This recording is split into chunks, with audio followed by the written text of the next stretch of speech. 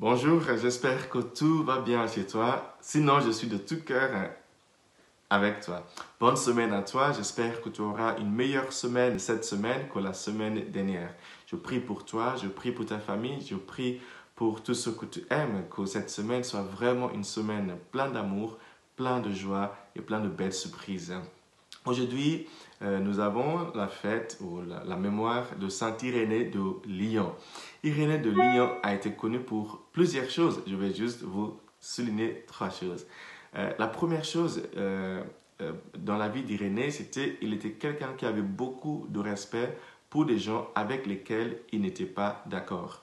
Je pense que nous vivons dans un monde aujourd'hui où malheureusement, si on n'est pas d'accord avec quelqu'un, on commence à lui manquer du respect. Ça, pour Irénée de Lyon, ce n'était pas possible.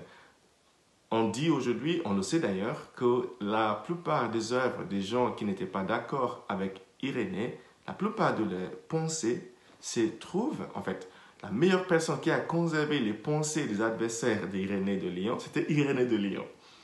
Ce livre qui s'appelle Contre les hérésies, Against Heresies en anglais, c'est si tu veux, le plus grand œuvre d'Irénée de Lyon. Et c'est dans ce livre qu'il a documenté la pensée des gens avec qui il n'était pas d'accord avant de montrer pourquoi il n'était pas d'accord avec eux. Je pense que nous avons quelque chose à apprendre d'Irénée de Lyon.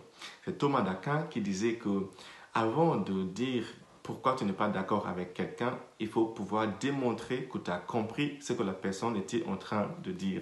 Je pense que Irénée a incarné complètement et correctement cette manière de voir le monde.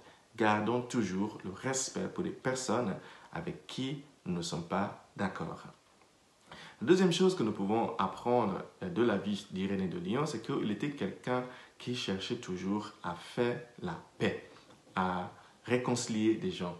Dans son époque, parce que nous savons que Jean, l'apôtre de Jésus, avait un disciple qui s'appelle Polycarpe et que Irénée était le disciple de Polycarpe. Donc il y avait 3 ou 4 générations entre Jésus et Irénée de Lyon. Irénée de Lyon, il a vécu il était évêque à Lyon entre 180 et 220 du IIe siècle. Donc, à l'époque, il y avait une querelle entre les évêques en Occident et les évêques en Asie mineure. C'était Irénée de Lyon qui a réussi à réconcilier les deux parties, les deux groupes, parce qu'il avait une bonne réputation d'un homme de paix. Chers amis, travaillons notre réputation. Évidemment, des gens peuvent salir notre réputation très facilement, mais je ne parle pas de ça. Mais essayons d'être des personnes connues pour quelque chose, connues pour la paix, connues pour l'amour, connues pour la joie, pour que quand il y a un problème, pour que les gens puissent nous écouter quand il y a un problème, à cause de la réputation que nous avons. Parce que des gens savent que nous allons dire la vérité, des gens savent que nous cherchons la paix, parce que des gens savent que nous travaillons, nous œuvrons pour qu'il y ait de la joie et le bonheur dans le groupe. Irénée de Lyon, c'était quelqu'un que tout le monde respectait. C'est pour ça qu'il a réussi à faire ça. Dans notre première lecture d'aujourd'hui, qui est tirée du livre de la Genèse, chapitre 18, de verset 16 à 33, nous avons une expérience où Dieu devait punir le peuple de Sodome, mais à cause d'Abraham, il était prêt à ne pas le faire, à arrêter le châtiment qui était dû au peuple de Sodome. C'est important de savoir qu'à cause de nous, il peut y avoir quelque chose de meilleur dans une entreprise, dans une association, dans un groupe. Qu'est-ce qui se passe quand tu rentres au boulot le matin? Est-ce que les gens sont heureux de te voir ou est-ce que les gens se disent il est encore là? Une dernière chose, une troisième chose que j'aimerais dire par rapport à Irénée de Lyon, c'est qu'il est pour moi le fondateur de la théologie positive.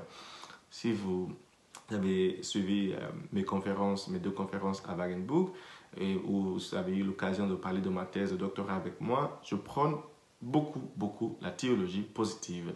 C'est-à-dire cette théologie, cette pensée concernant Dieu qui nous motive, qui nous encourage à devenir la meilleure version de nous-mêmes possible. C'est Irénée de Lyon qui a commencé cette pensée. C'est lui-même qui a dit que Dieu nous a créés dans son image, mais il nous invite inlassablement à grandir dans sa ressemblance.